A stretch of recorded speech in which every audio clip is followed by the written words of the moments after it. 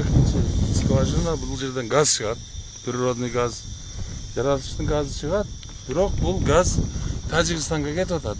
Мына кырдын үстүндө биздин чегарачылар мурда турган кырдын үстүндө. Бул кырдын үстүнөн нары 500 метр чегарага, картадагы чегарага. Бирок биздикилер буяка кайтып суубуз жок, чаңкадык деп түшүп кеткенден кийин түшүп келип биздин скважинаны кайтарып атат. Анан азыр биз келе турган маалда мынерге тажиктин солдаттары жүгүрүп келип, адамдарын кошуп алып келип, кырда турушат. Биздин територияга кирип келип кыйкырып эле турушат ошода, тийбегиле деп эле.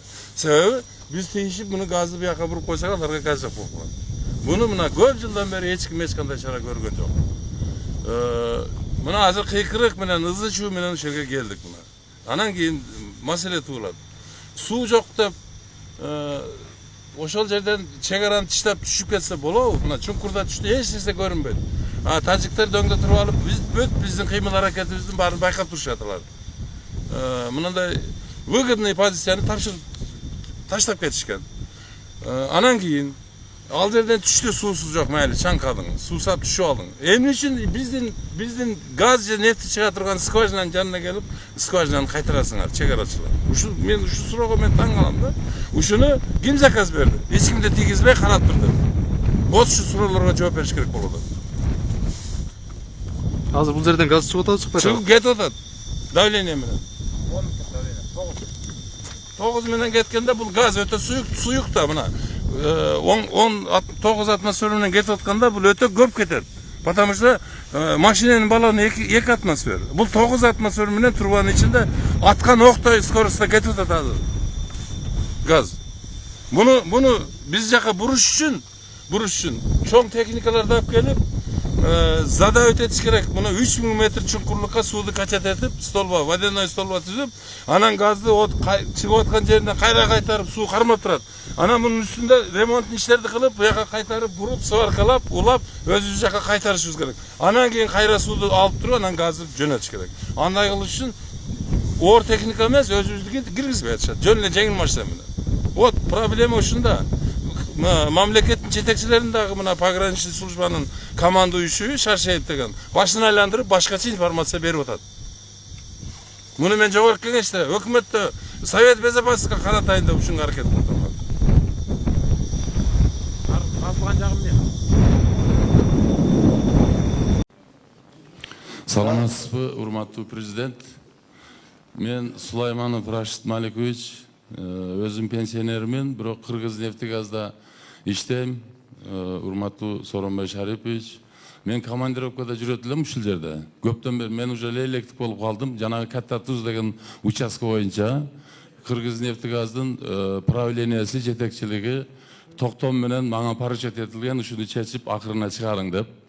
Кыргыз-нефтегаздын жетекчилигинин алдында жакшы ой тилектер бар. Сиздин баягы региондорду өнүктүрүү деген программаңызды колдоп, ушу Лейлек менен Баткен районунун чегарадагы айылдардын бардыгын арзан жаратылыш газы менен камсыздап, ушу президенттин планын ишке ашырайлы деген планыбыз бар эле.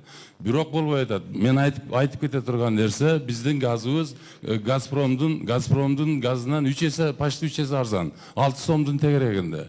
Биз эсептедик. Кышында мына чегарадагы айылдарга биз газ бергенибизде жайдын күнү 100 сомго жетпейт эле расходу. Кыштын күнү 1000 сом менен кыштан чыгат эле айына. Көмүр албайт эле. Ушуну тоскоолдуктар болуп атат. Мен Мадумаров Акрам Камбаралиевичке 2 жолу письмени бердим. Губернатор болуп турганда бердим, вице-премьер болгондо бердим. Сиздин аппаратыңызда Гүлзат деген, Назгүл деген экономический отделде кыз сурап, кызыктырып берип, бардык документти берип, айланайын кызым, президентке жетекчилериң айтып, президентке жеткиз ушуну деп айттым. Ушу сизге жетпей атат окшойт. Ошол проблема турат. Ошону эгер ушул сиз колдоп, бизди колдоп, бизге шарт түзүлгөндө, сиздин программаңызды биз сиздин сурооңуз бүткүчө ушул чегарадагы айылдын бардыгын газ менен камсыз кылып койсок болот. Биздин шарт мүмкүнчүлүгүбүз бар.